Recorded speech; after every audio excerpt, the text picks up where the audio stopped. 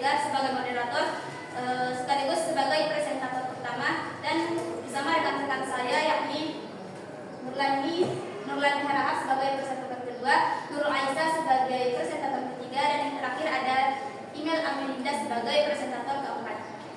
Baiklah, langsung saja saya akan membawakan materi yang pertama, yaitu pengertian perkembangan fisik dan motorik peserta didik. Perkembangan fisik adalah suatu perubahan yang terjadi pada fisik manusia. Perkembangan fisik pada anak usia dasar meliputi pertumbuhan tinggi, berat badan, dan juga perubahan proporsi dan bentuk tubuh. Berkaitan dengan perkembangan fisik ini, Kuhlen dan Thomson mengemukakan bahwa perkembangan fisik pada individu meliputi 4 aspek. Yang pertama yaitu sistem saraf. Sistem saraf ini adalah yang menyebabkan perkembangan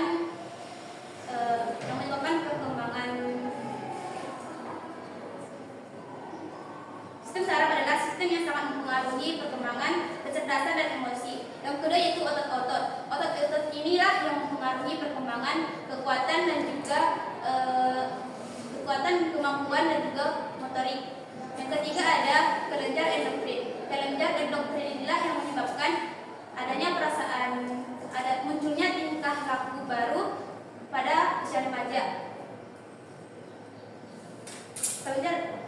Seperti pada usia remaja berkembang perasaan senang untuk aktif dalam suatu kegiatan yang sebagian anggotanya terdiri atas lawan jenis. Yang keempat yaitu struktur fisik ataupun struktur tubuh yang meliputi tinggi, berat, dan juga proporsi. Adapun faktor yang mempengaruhi perkembangan fisik ada dua, yaitu faktor internal dan faktor eksternal. Faktor internal adalah faktor yang berasal dari dalam tubuh, seperti gen. Gen ini yaitu sifat jasmania yang diwariskan oleh orang tua seperti tinggi badan, warna kulit, dan juga bentuk tubuh. Yang kedua yaitu kematangan. Kematangan secara sepintas pertumbuhan fisik pada anak yang meskipun sudah diberikan makanan dengan gizi yang tinggi, tetapi apabila kematangan belum sampai maka pertumbuhan akan tertunda. Yang kedua ada faktor eksternal. Faktor eksternal yaitu faktor yang berasal dari luar tubuh. Yang pertama ada kesehatan, makanan, dan stimulasi lingkungan. Selanjutnya keterampilan motorik dibagi menjadi dua jenis. Sebelumnya kita akan membahas tentang pengertian perkembangan psikomotorik. Perkembangan psikomotorik adalah perkembangan mengontrol gerakan-gerakan tubuh melalui kegiatan yang terkoordinasi antara sistem saraf dan otot. Dimulai dengan gerakan kasar yang melibatkan bagian besar dari tubuh seperti duduk, berjalan, berlari, meloncat, dan lain-lain.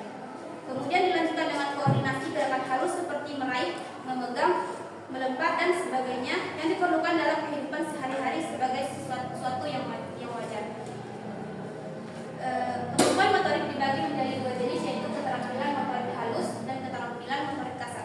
Keterampilan motorik halus seperti keterampilan sebagai sesuatu yang wajar. Kemampuan motorik dibagi menjadi dua jenis, yaitu keterampilan motorik halus dan keterampilan motorik kasar. Keterampilan motorik halus seperti keterampilan kecepatan jari seperti menulis, menggambar, dan juga menangkap bola. Keterampilan motorik kasar meliputi kegiatan-kegiatan otot seperti berjalan, berlari, naik turun tangga, dan sebagainya.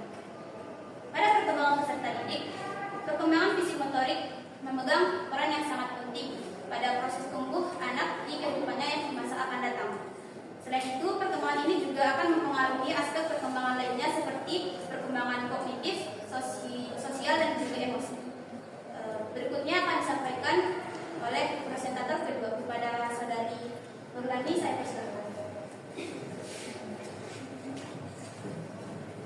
Sebelumnya terima kasih kepada moderator. Selanjutnya di sini saya akan menjelaskan perkembangan karakteristik dan motorik peserta didik. Secara umum terdapat perbedaan antara gambaran perubahan fisik berdasarkan jenis kelamin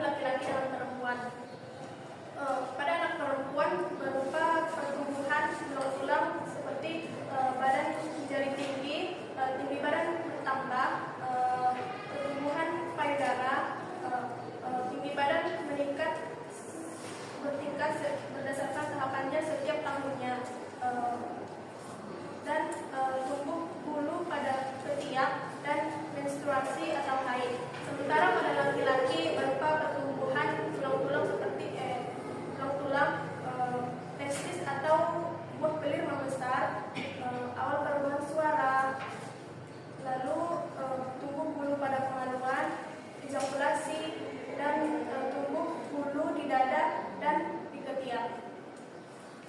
Nah, jadi setiap fase perkembangan mempunyai karakteristik perkembangan yang berbeda-beda, mulai dari bayi sampai dewasa. Nah, di sini saya akan menjelaskan karakteristik perkembangan fisik serta didik berdasarkan rentang usia. Yang pertama yaitu anak usia 0 sampai 5 tahun. Perkembangan kemampuan fisik anak dapat ditandai dengan mulai mampu melakukan bermacam-macam kegiatan dasar yang semakin baik, yaitu gerakan-gerakan seperti berjalan, berlari, melompat dan meloncat, lalu menjingkrak dan melempar dan menangkap secara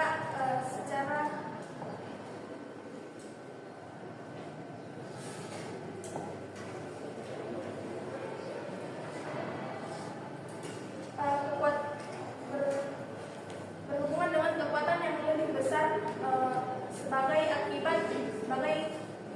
sebagai akibat pertumbuhan jaringan otot lebih besar. Selain itu, perkembangan fisik anak dapat ditandai dengan pertumbuhan panjang kaki dan tangan secara proporsional dan juga dapat ditandai dengan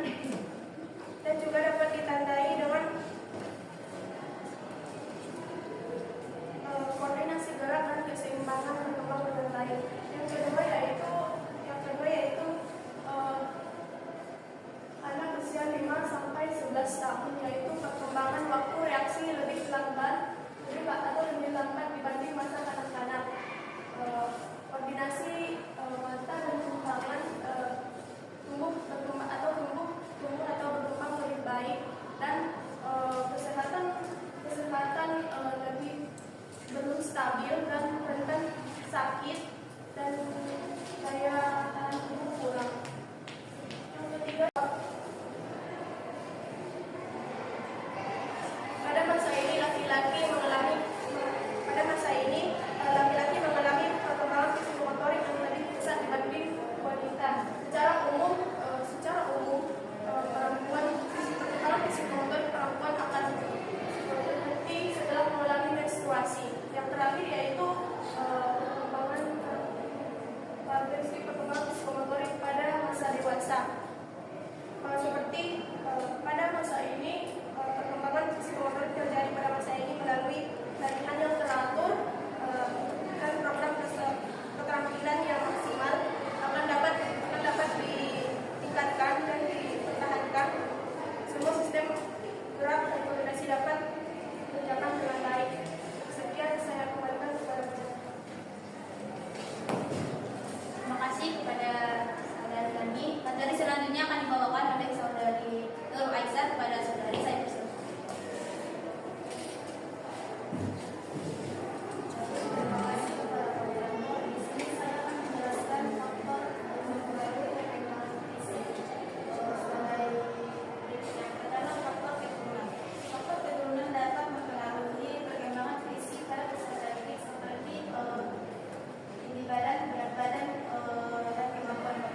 Yang kedua ada faktor genetik. Genetik juga dapat mempengaruhi perkembangan fisik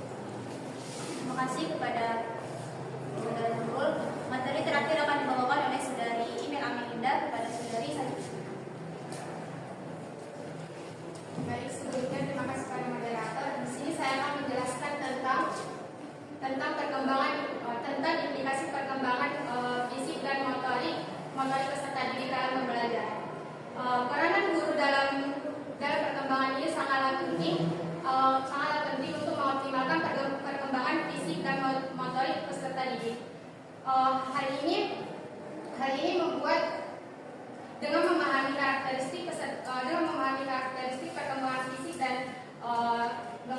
dan psikomotorik peserta didik, maka guru diharuskan untuk mampu mengondisikan pembelajaran dengan mempertimbangkan karakteristik fisik dan psikomotorik peserta didik dengan cara, yaitu yang pertama, guru lebih memahami dan menghargai perbedaan individual anak. Yang dimaksud di sini adalah kita sebagai guru harus menghargai perbedaan anak peserta didik. Yang dimaksud perbedaan yaitu dalam perbedaan ada yang dalam pembelajaran, dalam ruangan kelas ada yang gemuk, ada yang kurus, dan ada yang tinggi, ada yang pendek. Jadi kita sebagai guru harus memperlakukan peserta didik kita dengan cara yang sama dan tidak membeda-bedakan peserta didik tersebut. Yang kedua, mengingatkan tentang pentingnya makanan. Orang tua dan peserta didik harus selalu mengingatkan tentang pentingnya makanan bergizi untuk perkembangan fisik peserta didik. Jadi kita juga sebagai guru harus mengingatkan peserta didik kita atau orang tua peserta didik kita untuk mengkonsumsi makanan yang sehat dan bergizi, karena mengkonsumsi makanan yang bergizi dan makanan yang sehat itu juga dapat berefek kepada perkembangan fisik dan psikomotorik peserta didik. Dan yang ketiga yaitu media pembelajaran yang harus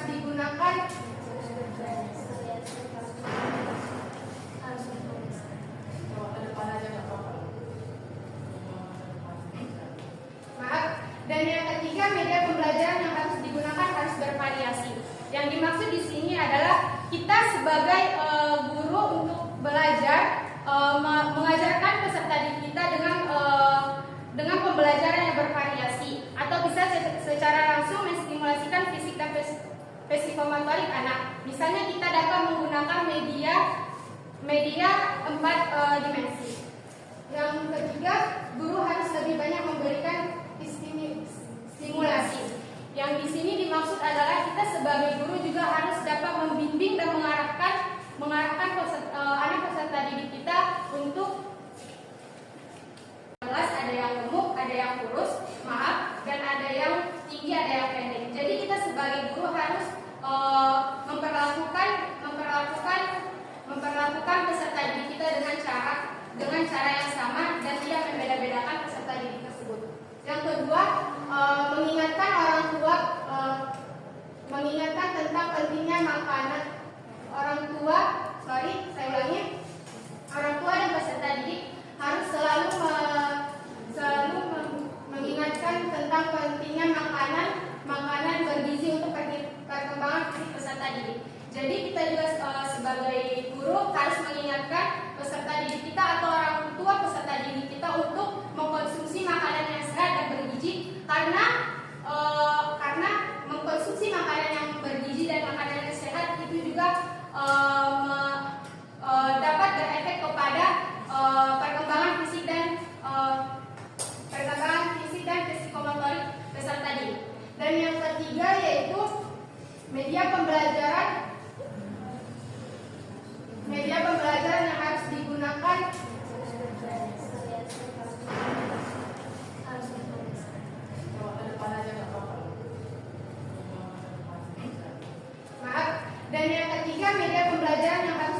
harus bervariasi. Yang dimaksud di sini adalah kita sebagai guru untuk belajar mengajarkan peserta didik kita dengan pembelajaran yang bervariasi, atau bisa secara langsung menstimulasikan fisik dan psikomotorik anak. Misalnya kita dapat menggunakan media 4 dimensi. Yang ketiga, guru harus lebih banyak memberikan stimulasi. Yang di sini dimaksud adalah kita sebagai guru juga harus dapat membimbing dan mengarahkan anak peserta didik kita untuk dengan pemberian layanan pengajaran dan membimbing anak peserta didik kita. Dan yang kelima adalah guru mendorong siswa menentukan pilihan-pilihan sendiri untuk meningkatkan pertumbuhan. Jadi kita juga mendorong peserta didik untuk mengembangkan bakat yang mereka punya, dan kita patut mendukung bakat-bakat tersebut. Dan untuk yang terakhir adalah perkembangan lingkungan pendidikan harus menjadikan orang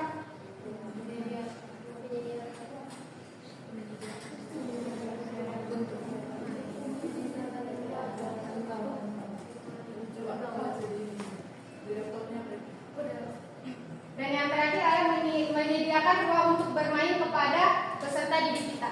Jadi kita juga sebagai guru, bukan dengan bermain juga kita bisa dapat belajar. Dan yang paling terpenting dalam bermain adalah kita juga bisa dapat mengembangkan fisik dan psikomotorik peserta didik kita. Cukup sekian dari saya kembalikan pada moderator. Terima kasih kepada pengajar terakhir.